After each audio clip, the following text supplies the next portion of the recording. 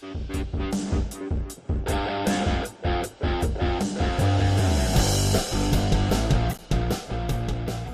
what's going on, everybody? Today is May 20th, 2024, and you are listening and watching the Daily AI Show live. And I hope if you're listening to us, you should go check out my thumbnail. I'm very proud of my thumbnail because it's a robot working from home, drinking a cup of coffee, wearing a tie and a button up, but also wearing shorts. Now, why does the robot have human legs and AI arms? I don't know, but still, sometimes you just feel like you nail it with a good thumbnail, and that's been one of my favorite. So hey, we have Jyunmi, Beth, Andy, and I'm Brian.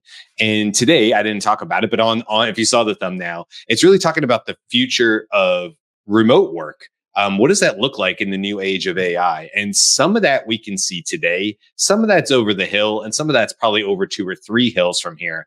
But man, all last week with the announcements from OpenAI, from Google, and now we have Microsoft in between, and then an even farther run up to June 10th when Apple has their big announcement. And we're seeing all stuff in the news about there is some alleged or expected OpenAI and Apple collaboration where Siri might, or whatever the new version of Siri might be, basically run by OpenAI. Perhaps, we don't know. So that's not really the scope of this particular show. This is more like, okay, we see these different technologies coming. I think Google, honestly, for me, was the one that opened up my eyes even more to this. And so when we think about the future of remote work in office as well, but let's just take remote, since there's so many companies that post-COVID who have done that. I've worked remote now for over all 3 years it's scaled, and 2 years prior to that at my previous. So 5 years I've been working from home mostly, with some office stuff in there, right? Well, I was talking to my wife about it this weekend. I want to hear your guys' thoughts. And just like, I think this is a fun show to just kind of like break out of the berries, break out of the box, and just think deep about like, what does this mean? And here's one of the things, just to kick this conversation off. I was talking to my wife, and so she is going up to New York next month.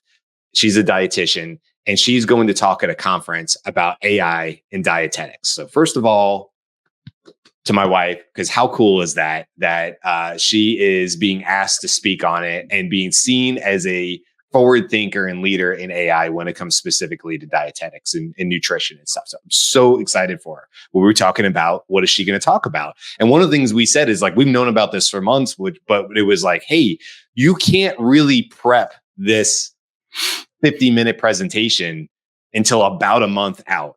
And then we were talking this week, and I was like, thank God you didn't, because there's like, now what you can do with custom GPT from the free side totally changes the way she talks about what their ability is for people who might just be dabbling, right? And it's to be expected in dietetics, that there's probably not a whole lot of people thinking deeply about AI. So she's going to talk about that. But one of the things that came up is I said, babe, think about this. In the near future, if you're on a Google Meet or on this show or a Zoom, you will have AI coworkers. We know this. We know this to be pretty much a fact at this point. And this AI coworker is going to sit on the call, and it's going to listen in. It's going to chime in when it feels like it has something to add. And no more like, oh, something comes up. We're on this show right now, and we say, oh, that's right, we talked about that on a particular show.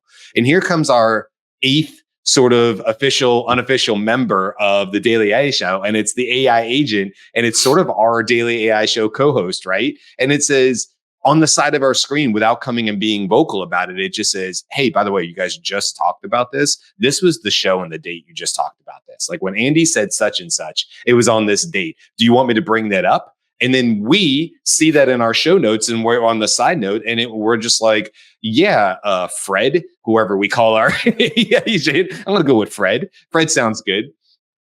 Although honestly, we need a little more diversity, so it probably needs to be like a female's name, right? Beth, I'm thinking it should be another woman. Thank you very much. Listen. And if the AI knows a whole lot more than me, it definitely should be a woman's voice. Let's be honest. A woman's name. So whoever it is, Sally, we'll call it Sally. As my dad used to use the term, Sally Fracala. Sally Fracala, our AI co-host. would be able to say like, hey, do you want me to bring that up really quick? And we'd be like, Sally, what did you find? And then this voice comes on, maybe like a Scarlett Johansson, maybe some other similar sounding voice. And all of a sudden Sally's going to be like, yeah, you guys actually talked about that back on this is what Andy was talking about. It was on this show, whatever. And we're going to be like, thanks, Sally. You have anything else to add to that? And she'll be like, yeah, so since you mentioned it, I know this, and on we'll go. Well, that's like, how many months away are we from that? 6, 9, 12, 18, whatever it is, it's not far. And this is going to be the new future to me of working with AI in a remote setting. Everybody's going to have that AI assistant agent. So I've spoken enough. What do you guys think? My brain goes to all these fun areas with this topic. I love it.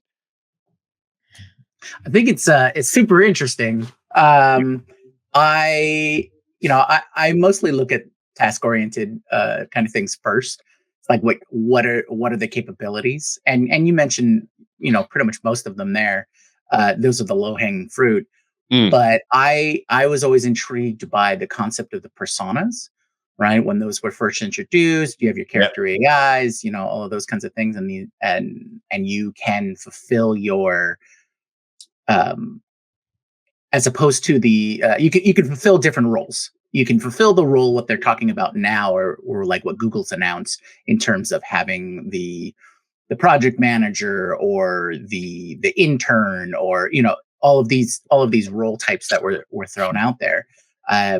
But I would like to see the roles fulfilled out for upper management.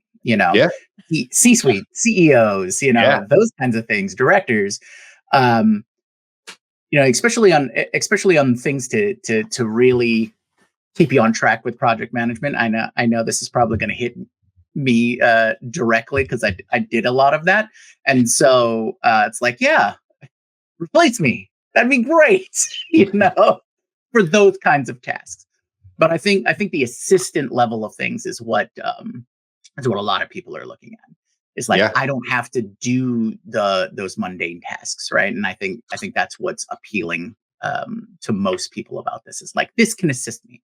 I don't have to worry about taking the show notes. So I don't have to worry about taking the meeting notes and fulfilling that task role. So it's working with me. Okay, I can offload these particular tasks to the AI. And in this concept of the AI coworker, everybody can offload the same task to the same AI. And I think that's where the adjustment is, from personal AI to a single AI that handles the same job for everybody. And this is an overused term, and we used to use it so much in business intelligence, which was my previous company that I worked with.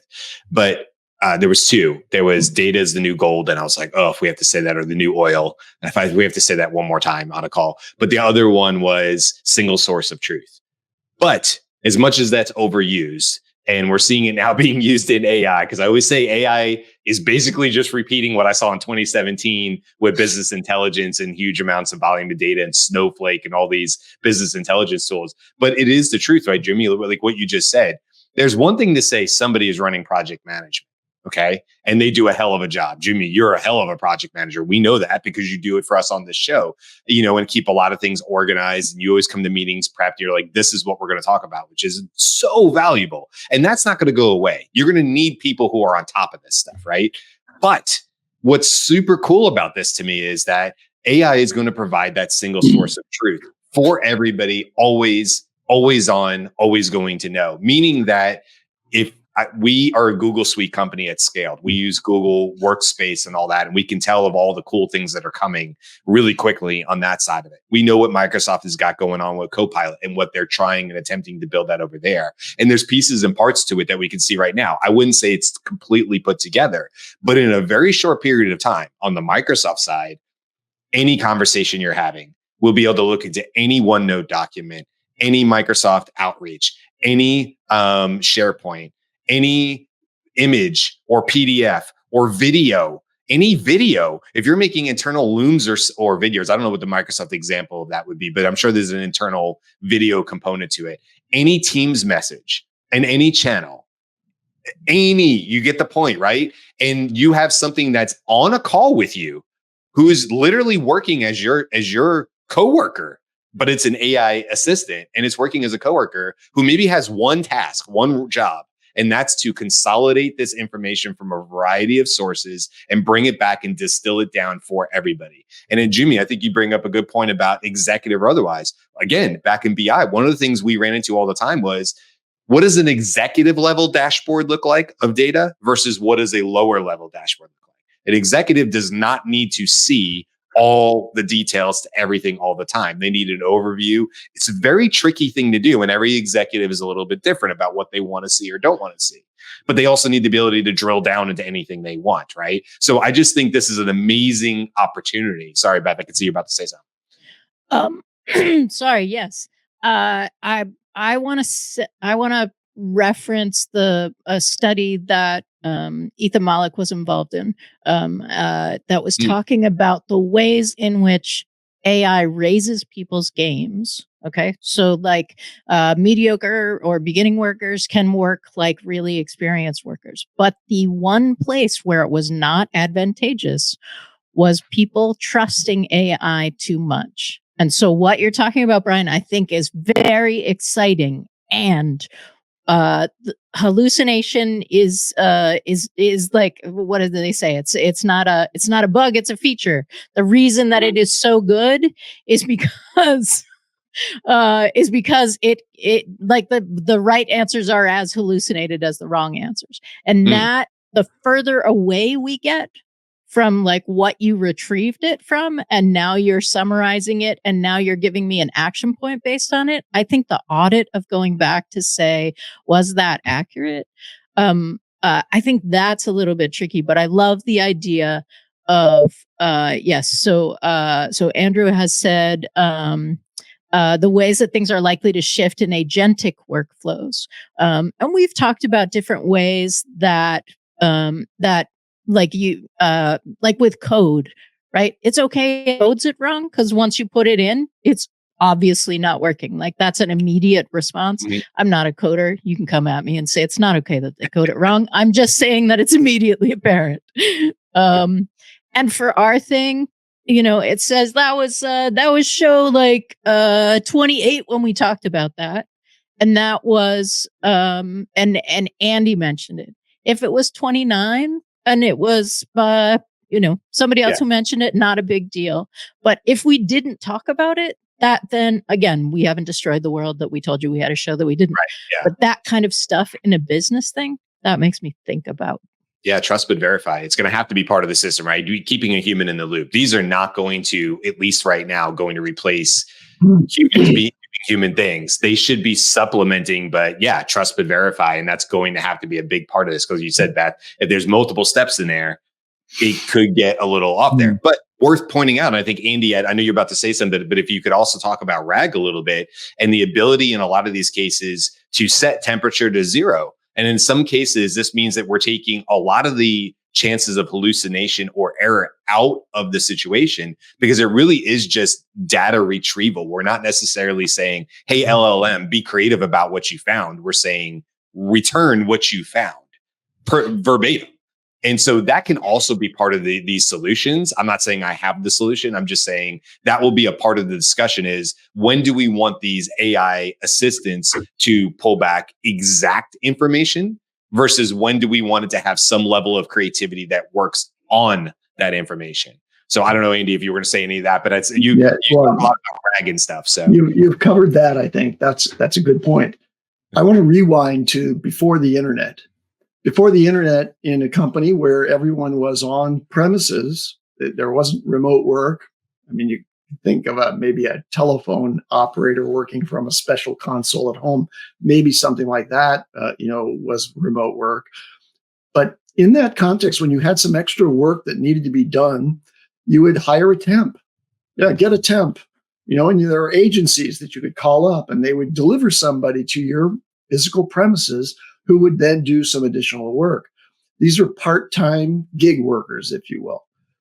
They kind of make themselves available for, from their remote home to come in and work in person. Now, the internet made it possible to collect lots of, let's call it digital content with remote workers. And Amazon put forward a thing called Mechanical Turk.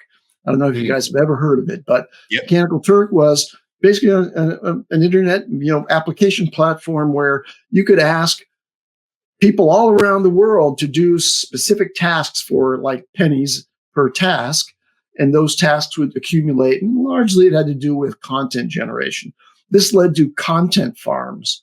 So you have all these remote workers generating content to flood the internet with the necessary content to operate various, resources on the web. So now fast forward to AI, the perfect. Yeah, Andrew, that's right, you worked it, right? You got some extra money working on Mechanical Turk. AI Teammate, which Google, demonstrated in I/O last week, is the most extreme remote worker who's remote because they're not physically present, but they're fully attentive. They're omnipresent in every channel. They're on top of all communications. They assist multiple humans simultaneously. And that is ideal from the perspective of the company. But what's the opportunity for humans to work remotely from home, which is really a thing since COVID, right? COVID allowed us via the internet and new tools like Zoom, et cetera, to actually be present in conversation with other members of our physical team. And that's the sort of what I think of when I think of remote work. I'm thinking about, okay, what are the trends that are influencing this, and how are we going to end up being able to do what you're doing, Brian, right now, which is working for a company, present, through all the electronic means, but always working from home, always available as needed to your family, your children, etc. Yeah. That's a very different societal system like that. So we're really interested in whether humans will contribute remotely going forward. And I'm skeptical about that. What can real humans do remotely that AI can't do?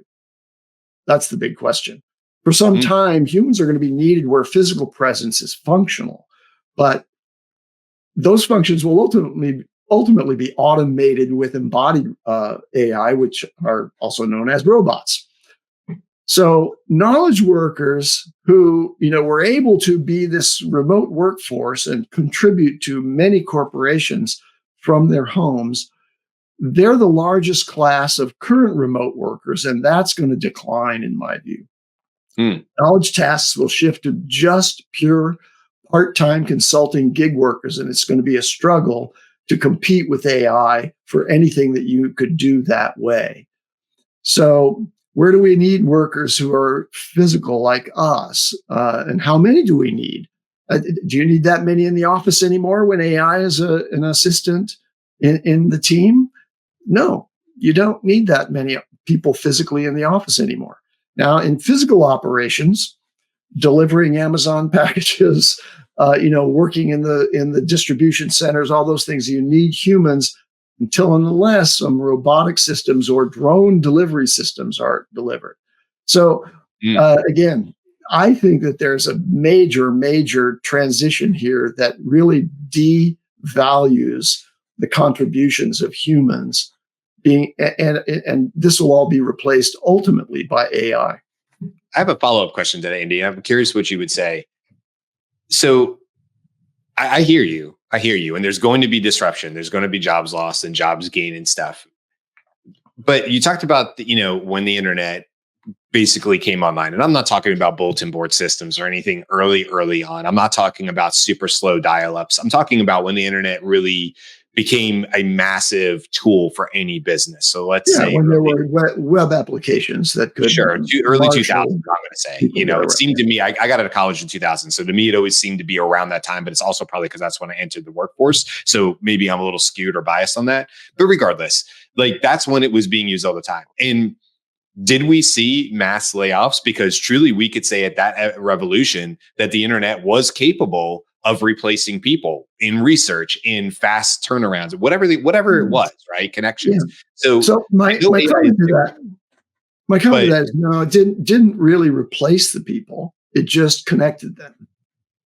Well, I would argue, I'd push back a little bit and say that the internet was capable of doing people's jobs depending on what that job was. Anyway, my point was to it, and my question really is about, don't we seem, though, if we look back through the generations, don't we seem to find that humans, when we see these big disruptions, and maybe AI is different. Maybe that's a good question. Maybe AI is truly different than anything in the past. That's a great question. But haven't we always adapted? Beth says yes. Haven't we always adapted in the past as humans to find new ways to work? Because when our need to do certain tasks decrease, we usually backfill that with new things that we didn't have time to do in the past that are actually new and innovative and do require humans to think about. Or is that on the chopping block too because of AI? Do I need to brainstorm with 5 people in an office anymore? Or no, AI is great at brainstorming. Again, because brainstorming isn't based in like retrieval of fact, right? AI is like, sure, let's just throw crap at the wall and see what happens. Like that can. But it doesn't have our collective intelligence unless we all have a digital twin. And I mean, that's a whole other conversation, right? If there's an AI that knows everything I know and can retrieve, as much as we joke about it, my firefighter stories and stuff like that. But the fact is, we all have firefighter stories. We all have unique experiences that have happened to us over the last 20, 30, or our entire life that we bring either as biases or a good thing into a brainstorming session. Where is AI going to replace that? It can assist it. I don't think it can replace it. Not today. Yeah, and let's put a time frame on this. When I say this is all going to be replaced by AI, I'm not talking about the next 5 years. Okay. This is a decades-long transition for the human population. And Andrew's saying just like a backhoe versus a shovel. Yes. Right. In terms of what the tool can do? Is that what we're saying there? Yeah. You're talking about an efficiency gain. Right. You have intellectual labor at your whim. Well, so here's the thing. In a perfect world for me, because don't get me, Andy, you nailed it with the remote work. Remote work has been a massive positive influence on my family dynamic, without a doubt. I am able to, my wife has to work at the office. She works for the state. She has to work at the office. It's not negotiable, so it is what it is. Right. So, but also she loves working at the office. She does. But from home, I'm able to manage a lot of the things that happen with children and stuff like that would otherwise cause all sorts of ripple effects and would be difficult. But I will say for me personally, now my team at Scaled is pretty spread out. I don't even have anybody in the state of Florida. Okay. So I couldn't even drive to Orlando and go be with a coworker, just the way it is. If I lived in Austin though, I could. There's several people in Austin in different pockets in the country, right? The perfect scenario for me for future work, and this is just me, would be being 30 minutes away from an office, but mostly working remote. Because I think that hybrid model is actually the most beneficial model. It would be great to say, you know what, pause team, we're not getting as far as we could be. We have a new thing. Everybody in the office 3 days from now, we'll see if you can work it out with your schedules, because we need to be in one room for 6 hours and we're going to work this out. We're going to get lunch in and we're going to drive through this, maybe with AI agents and assisting of that in the near future. But I do see the value of that. I don't personally have that right now. And that would be the one thing I would wish for, is that I could run to an office and be with other coworkers and have those fun, old school water cooler brainstorming sessions that I do miss. And that is definitely difficult to replace with remote, but maybe AI has a solution for that too. Let me say this, that, I'm a skeptic, and because there's a thing called groupthink, and there are dominance hierarchies in corporate gatherings like that really, aren't necessarily facilitating the absolute best output for the team. Those are things that, just make me a little more skeptical about the value. Maybe it's valuable to you personally, but I think my team working remotely, right, in this interim time between now and when AI is really displacing me as anything other than an on-call gig worker, from my home. But suppose that I'm now part of this team, and I think I could beat your water cooler experience by days because I'm going to do it right now through the web.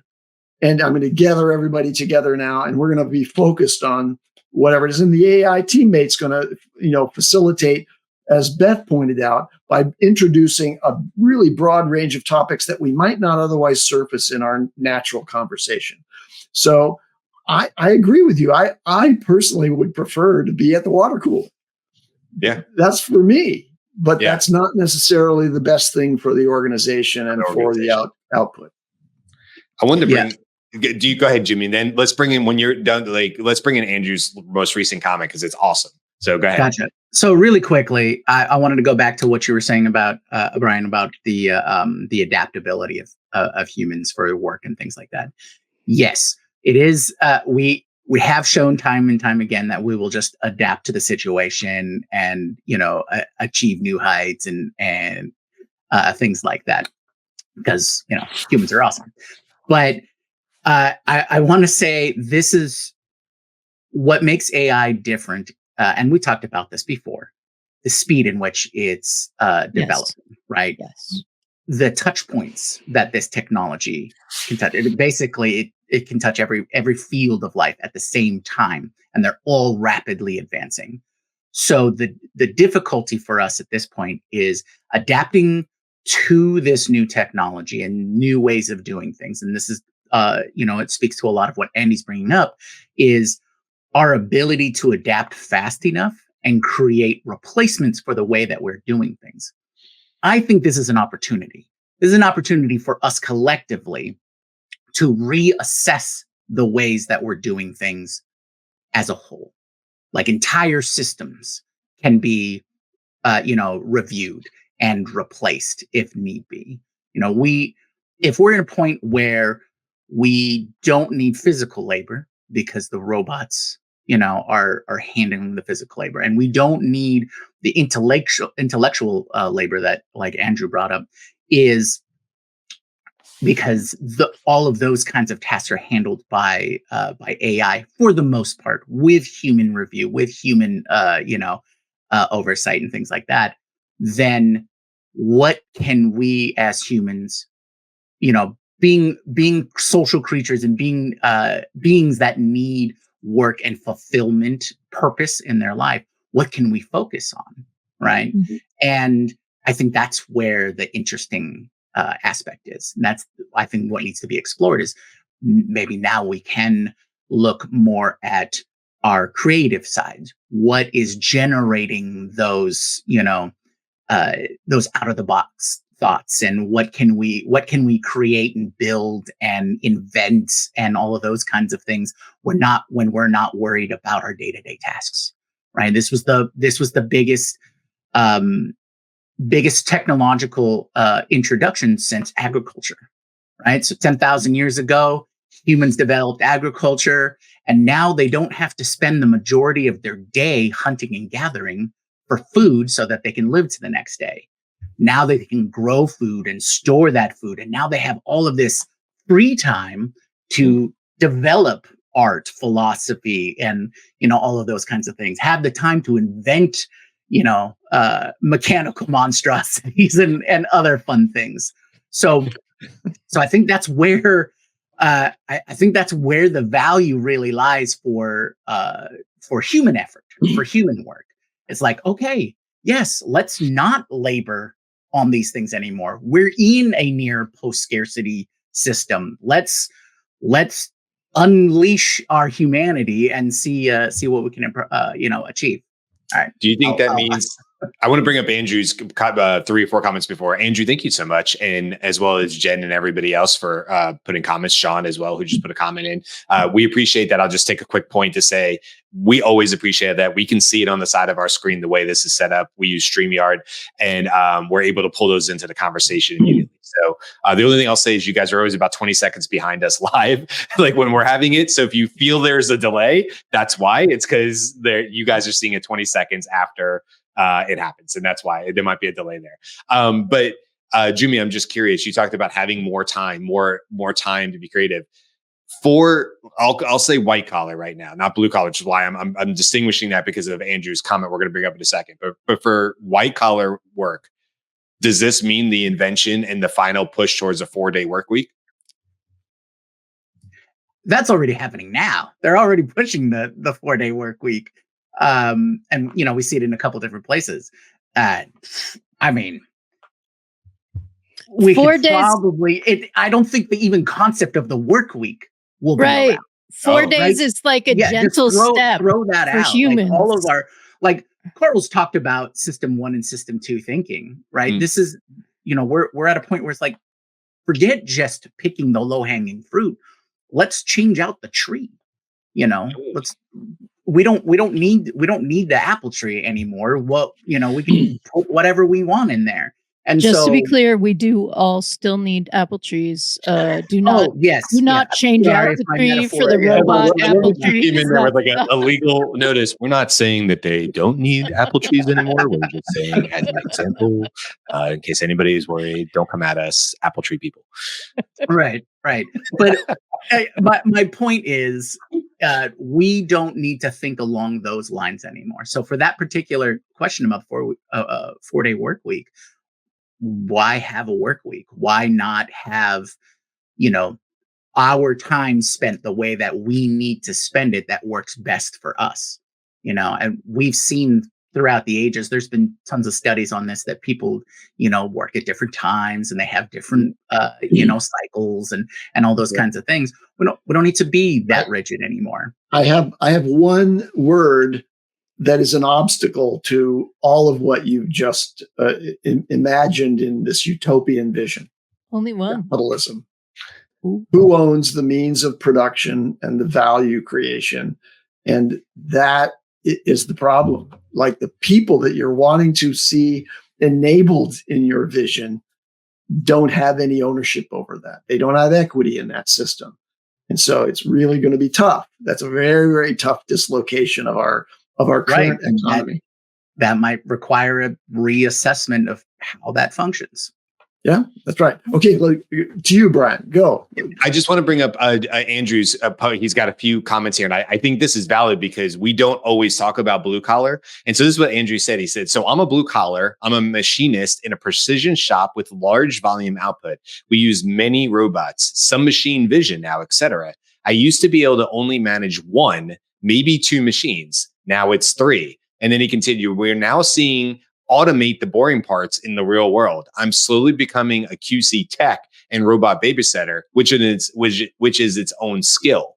So I think that's just a really awesome. Thank you so much, Andrew. I see you continue the comments on there, but I wanted to call that one out because, we don't often talk about blue collar versus white collar. I think with this show, maybe just because of what we do and consultants and stuff, it tends to maybe stay more on the white collar side of AI and AI solutions and stuff. But there's a great call out of how AI is, because Andrew said, now with some vision tech in there, right? So, these big Kumba arms that are doing multiple things. And, maybe slowly, I don't want to speak for Andrew, but maybe slowly what he's saying is, it used to be about doing the boring skill. And now because these robots are coming in and he's now managing them, he's upskilling to these new tech, more or less, things, whether that was his necessarily intent to do it. That's what's now needed in his role. And he's adapting and moving along with it in order to continue with the work and stuff like that. I don't want to speak for you, Andrew. So I can see that. And I think it's a valid point anyway. So I've mentioned this a couple times. Matt Bean is a Stanford fellow. Somebody, sorry, I don't remember what the title is, but he did a great presentation. And his book is coming out about the future of work. It's called The Skill Code, I believe. And it is this idea of looking at what is changing in terms of work. And there are a bunch of things that are changing. But the presentation that he did at Stanford was about empowering the humans who are working with the robots. And that was a very specific skill, right? It was an experiment. They like put an ad in the paper, and like gamers came. It was like, cool, yeah, no, I'm totally into this. And what they found was that the human who was monitoring the robot, and able to like do that interface, they brought them into the stand-ups, and there was an enormous leap in how effective the robots can be. Because of course, when you're designing them as an engineer, it's a different experience than when you're literally watching them 8 hours a day to see what's happening. And then that process, because of the stand-up, also meant that the people who are watching the robots had some advancement, had some knowledge gain, right? Like there were benefits for those people as well, not just for the company. So there are like all of these pieces in it, but yes, it's much more complicated topic. It sounds like we have many conversations that, number one, we can tell by the comments that this has been a popular topic. Look, I think it's fun to stop every once in a while. We can talk about the specific things that are happening today, but what I think is really valuable about this show, I know we're biased, right? We're the ones that started the show, but truthfully, why I get excited about having these conversations with you is just like hopefully our listeners are and our commenters are feeling too, is it's just opening your mind up into what this new future might look like. Not necessarily today, and that's a good thing. Like, start thinking about it today. If you own a business, if you work in business, if you're just out of college and you have 25 years of work ahead of you, maybe it's not a 4-week. Maybe that whole concept goes away. Maybe we don't need the apple tree. Although, as Jen said, the people for ethical treatment of apples are coming at Beth. So be careful there. But, whatever it is. Oh no, she said it, Beth. It's Jen says coming for you. And when they do, I'm going to say Beth said it, not the rest of us. But my point is, obviously, look, this is a bigger conversation. And I think it's important to have these sort of pie in the sky, because they help you open your mind up to when you go, oh God, I was thinking this is definitely going to be a thing. But now they got me thinking in this angle. And I hope that it expands your brain and helps people who are listening to this just start thinking outside the box, because it's going to touch everything, as you've obviously heard us talk about over and over and over again. But how is it going to impact your life, your job, blue collar, white collar, remote work, hybrid, working in an office, starting a new company, being an entrepreneur, being fresh out of college, or just, being 5 years out for retirement? I don't care who you are. This is going to touch you probably before you get to that retirement date, unless it's in the next 3 months. So, it's just important to think about. Okay. With that in mind, let's talk real quick about what we have coming up this week. Tomorrow, we're talking about Tupac. We're pivoting. Tomorrow, we are talking about Tupac Shakur because the stuff that's sort of come out, not necessarily about the music news there with Drake and unauthorized use of AI digital replication of voice and so on and so forth. No, we're actually talking about government and bills and a $32 billion bill that's proposed, not passed through, whatever, that came from some joint work in Congress in the States, obviously, and how actually Tupac Shakur is actually part of the influence of that bill and different areas to it. So it's going to be a really interesting conversation about what is government doing. We just talked today about all the, what's coming. Great. What is government and what's their role? Where are they going to be part of it? How are they thinking about this? Really, really cool stuff there. Wednesday, we'll talk about the news. Thursday, is the AI bubble about to burst? Has it burst? Have we plateaued? Is this the end? If this is the end, like Ethan Malik would say, that still means we have several years more of amazing stuff. Even if the technology stopped progressing tomorrow, we would still reap the rewards for many years, because we definitely don't know everything that our current technology can do for us. So there's a lot of discovery to be happened. So Thursday will be a really interesting one. And then Friday, we're back with our every other Friday, we do what did we just say? What did we just talk about? So lots more to talk about on this topic, as well as God knows all the stuff we talked about last week with the OpenAI and whatever announcements come out of that. We'll bring that up as well. So a busy week of AI discussions. Thank you to all the comments. I honestly, God, don't know how many comments we had today, but I think it's got to be a record, because I have to scroll a bit to get through all the comments. Thank you, Andrew. Thank you, Sean.